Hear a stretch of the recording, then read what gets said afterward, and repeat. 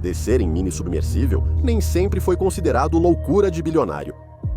Pesquisas reais estão sendo conduzidas diariamente usando pequenas máquinas submersíveis independentes e móveis. Mas quando as coisas dão errado nesses pequenos submersíveis, as consequências são catastróficas. Esta é a falha crucial da tragédia do submersível Sea Link. O Instituto Smithsonian encomendou a construção de um submersível extraordinário feito para uma equipe de 4 pessoas. O Sea Link era usado para pesquisas marinhas, como coleta de amostras e monitoramento de ecossistemas. Nesse dia, a equipe desceria ao Recife Artificial para buscar uma armadilha de peixes deixada antes. Esse recife foi criado com o afundamento de um navio da Marinha desativado, o United States Ship Barry. Cientistas se interessaram pela vida marinha ao redor dele, usando a armadilha para monitorar espécies de peixes na região. O Dr. Roberto Mick e o piloto Jock Minzes desceriam para coletar a armadilha com o braço multiuso do Sea Link. Como era apenas uma descida rápida, 2 observadores entraram na câmara de mergulho traseira do Sea Link para observar a coleta. Clayton Link e Smokey Stover estariam na câmara de mergulho, mas não planejavam sair do veículo. O Sea Link possui 2 câmaras separadas. À frente era uma bolha de acrílico, permitindo visão subaquática de quase 360 graus. Isso ajudava o piloto a ver toda a área ao redor da estrutura, enquanto manobrava para posicioná-la. A câmara traseira era essencialmente um sino de mergulho. Esse compartimento podia ser pressurizado para igualar a pressão da água ao redor. Assim, a escotilha permitia a saída dos mergulhadores sem inundar a câmara. Após o mergulho, os mergulhadores retornavam à câmara e trancavam a escotilha. E então, uma descompressão lenta do sino ocorreria no navio, para retornar à pressão normal do nível do mar, uma atmosfera. Como a coleta seria rápida, não esperavam ficar muito tempo fora. A pressão interna do Sea Link ficaria igual à do nível do mar, dispensando descompressão. Às 8h36 do Dia dos Pais, domingo, 17 de junho, Jock pilotou o Sea Link até o fundo do mar, pela quase 100ª vez. Em 10 minutos, eles desceram 360 pés até os destroços do navio. Dr. Robert Mick procurava a armadilha de peixes. Jock navegou com cuidado ao redor do recife para posicionar o braço do Sea Link e tentou várias vezes trazer a armadilha de peixes para o cesto. Tentaram perfurar a gaiola da armadilha de vários ângulos, mas não conseguiram recolhê-la. Após 30 minutos, Jock abandonou o esforço de coleta e decidiu sair da área para iniciar a subida. Enquanto o Sea Link recuava entre grades, postes e equipamentos enferrujados, foi abruptamente parado por um solavanco. Jock imediatamente usou os propulsores para tentar reverter a direção em que estavam indo. Tentativas repetidas não liberaram o veículo. Robert Mick e Jock estavam olhando ao redor da bolha de acrílico para identificar exatamente o que os estava prendendo. Eles pediram para Clayton e Smokey, 2 mergulhadores experientes, olharem pelas escotilhas traseiras e tentar fornecer mais informações. Smokey Stover era subpiloto experiente e Clayton Link, diretor de mergulho do Smithsonian. Mesmo com uma equipe experiente, um cabo de metal do navio ficou preso em um dispositivo do veículo deles. Jock pegou o telefone para ligar para o navio e avisar sobre a situação. Ele tentou soltá-los por 15 minutos, mas percebeu que precisaria de ajuda para cortar ou liberar o cabo. Agora eram 9h45 da manhã de domingo, e eles estavam presos sob 110 metros de água do mar. O navio de mergulhadores pediu ajuda à Marinha. Seriam necessários mergulhadores experientes para explorar um navio naufragado. O submersível, relativamente pequeno, estava encaixado com um enorme navio ao seu redor. A equipe e os 4 homens no navio avaliavam todos os fatores que podiam afetar sua segurança. Entre eles, o ar para respirar. As duas câmaras pareciam ter oxigênio e remoção de dióxido de carbono suficientes para manter o ar seguro por quase 2 dias. Jock e Roberto estavam na câmara da frente, cercados por uma bolha de acrílico de 5 polegadas de espessura. Mal viam os 2 homens atrás, mas podiam falar com eles pelo interfone do submersível. Clayton e Smokey estavam em um cilindro de alumínio de 2,5 metros de comprimento e 1,5 metros de largura. Eles tentaram se acomodar, aguardando os mergulhadores da marinha, ambos já arrependidos da escolha de roupa do dia. Achando que seria uma descida rápida, nem trocaram de shorts e camisetas. Sentados em um tubo de metal em água, a 45 graus, já começava a esfriar. Os homens conversaram para passar o tempo, enquanto uma leve ansiedade pairava. Eles passavam a maior parte do tempo sozinhos, para preservar o ar e manter a calma. Todos eram especialistas e rapidamente sugeriam várias formas de libertar a embarcação. Mas, por enquanto, a melhor opção era simplesmente ficar onde estavam e deixar que outros descessem para ajudar. Durante todo esse tempo de espera, os caras da frente também estavam repensando algumas de suas escolhas. Enquanto Jock entrava na bolha de acrílico, avisaram que um ventilador do purificador de dióxido de carbono 2 da frente não funcionava. Ele achou que o ar estava bom e que não ficariam ali tempo suficiente para o dióxido de carbono 2 ser um problema. Com o passar das horas, começou a ficar claro que o dióxido de carbono era realmente um problema. Sem ventilador, ele precisaria abrir o recipiente de baralime, que absorvia o dióxido de carbono 2 do ar. Normalmente, o ventilador faria o ar passar pelo recipiente e expeliria o ar limpo do outro lado. Jock pegou o recipiente de baralime e despejou o conteúdo em uma camiseta. Depois, segurou esse embrulho na frente do ventilador do ar-condicionado. Isso daria ao baralime a chance de agir e manter o ar confortável enquanto eles esperavam. Os caras lá atrás estavam começando a realmente sentir o frio. O casco de alumínio tinha um coeficiente de transferência de calor alto, muito maior do que o acrílico de 5 polegadas de espessura que envolvia o compartimento dianteiro.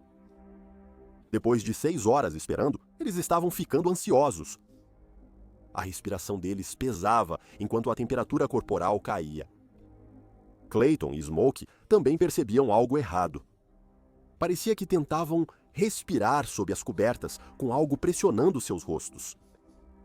Os níveis de dióxido de carbono 2 deveriam se manter bons por mais um dia, mas já notavam grande mudança. Jock pediu pelo rádio que recalculassem a eficácia do baralime em temperaturas mais baixas.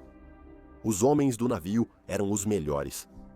Eles usavam as tabelas da Marinha e contavam com o projetista do Cialinx. Ele estava desesperado para descobrir o quanto os cálculos iniciais deles estavam errados sobre a eficácia do purificador de dióxido de carbono 2. Edwin Link projetou e construiu este submarino, realizando 130 mergulhos nos últimos anos sem problemas. Quando finalizaram os novos cálculos, Edwin ficou atônito.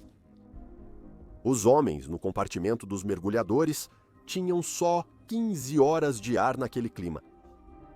Edwin Link queria salvar todos os 4 homens, mas tinha um preferido. Clayton Link, o diretor de mergulho do Smithsonian, era seu filho. Ele tinha até o final do dia para salvar seu filho de uma morte horrível. O navio de resgate da Marinha chegou às 4h15 da tarde de domingo. Levou horas para o navio se posicionar perto do Sea-Link e determinar sua localização exata. Eles usaram um método simples: descer uma luz e pedir ao Sea-Link que indicasse a direção para se aproximar. 2 mergulhadores com escafandro foram enviados às 22h45 para localizar o submersível e cortar o cabo de metal que o prendia.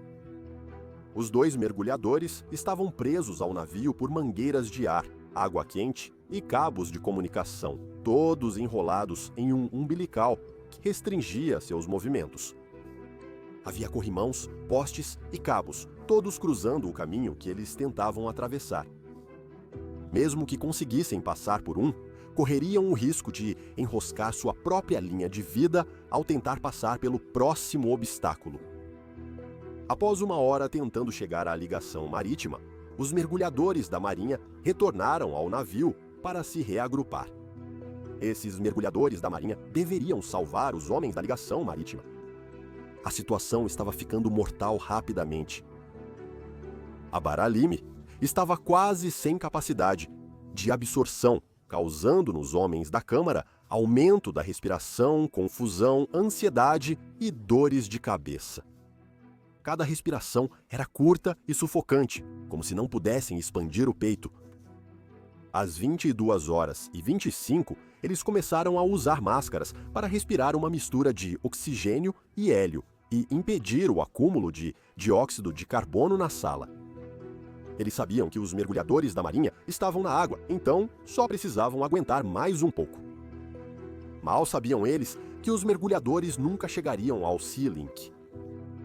Clayton e Smokey estavam congelando, usando só camiseta fina e short, presos em uma caixa de metal cercada por água a 6 graus Celsius.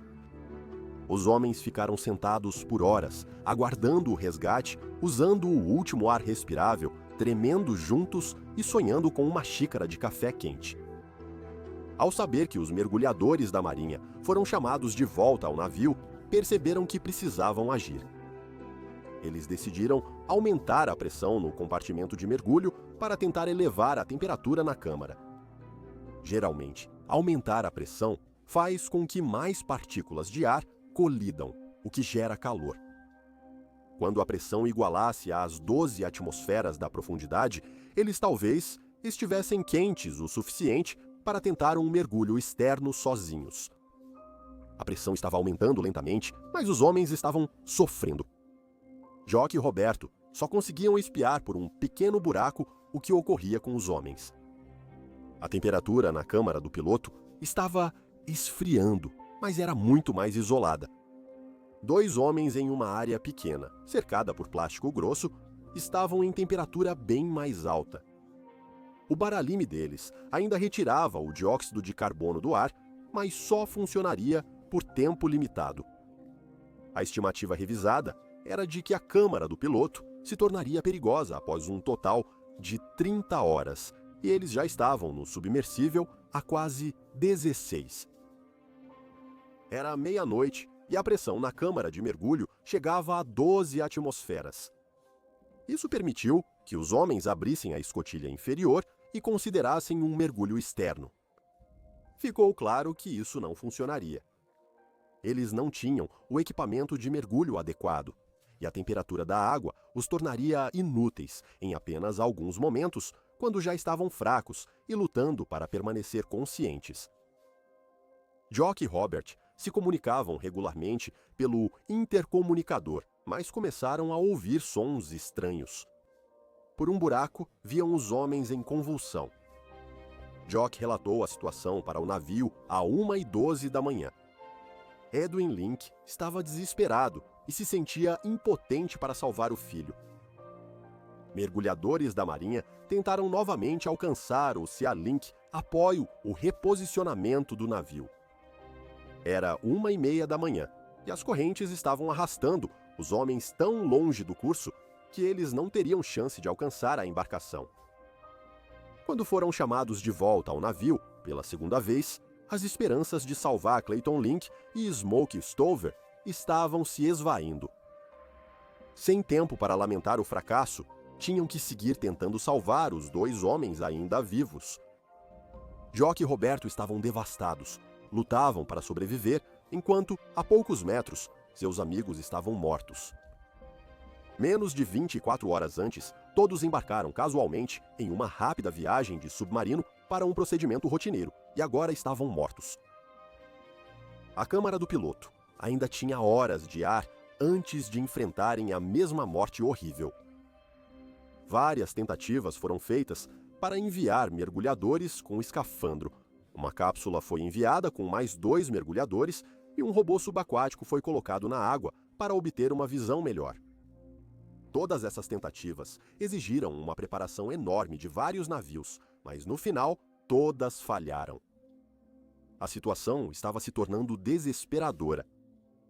Eles estavam na marca das 28 horas e o baralime estava acabado. Era 12h40 de segunda-feira e eles usavam máscaras para respirar o ar de emergência. Esse foi o início do fim para os dois. Quando o ar extra acabasse, eles teriam que respirar dióxido de carbono, o que também os mataria. Jock e Roberto tentavam manter a calma e usar bem os recursos. Eles estavam lutando contra a claustrofobia daquela pequena cápsula há um dia inteiro, respirando um ar que parecia como se alguém estivesse cobrindo o rosto deles com uma toalha.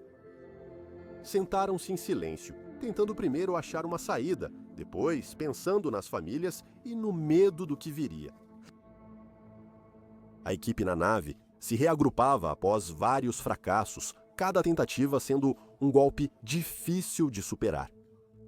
Um navio de resgate chegou com uma câmera de televisão submersível. Ela estava em uma plataforma enviada por eles para avaliar locais de resgate.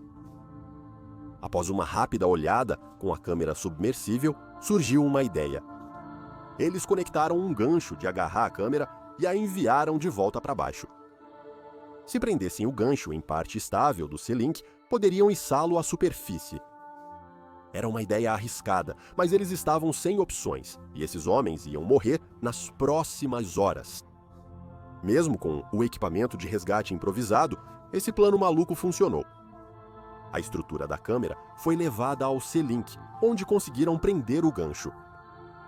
Em poucos minutos, o C-Link foi içado, e Jock e Roberto foram retirados da bolha do piloto e levados à câmara de descompressão. Apesar de terem passado perto da morte certa, os homens foram liberados pelos médicos após apenas algumas horas. Após uma descompressão de 12 horas na câmara de mergulho, Clayton Link e Smokey Stover foram retirados do submersível e levados para o hospital. Eles foram declarados mortos e as autópsias confirmaram acidose respiratória, causada por intoxicação por dióxido de carbono. O incidente foi amplamente investigado, levando a recomendações para futuros submersíveis e resgates. Edwin Link redesenhou o C-Link, cuja nova versão foi usada por anos após o incidente. A perda desses homens alterou padrões de segurança, procedimentos de resgate da Marinha e o design de veículos móveis. Obrigado.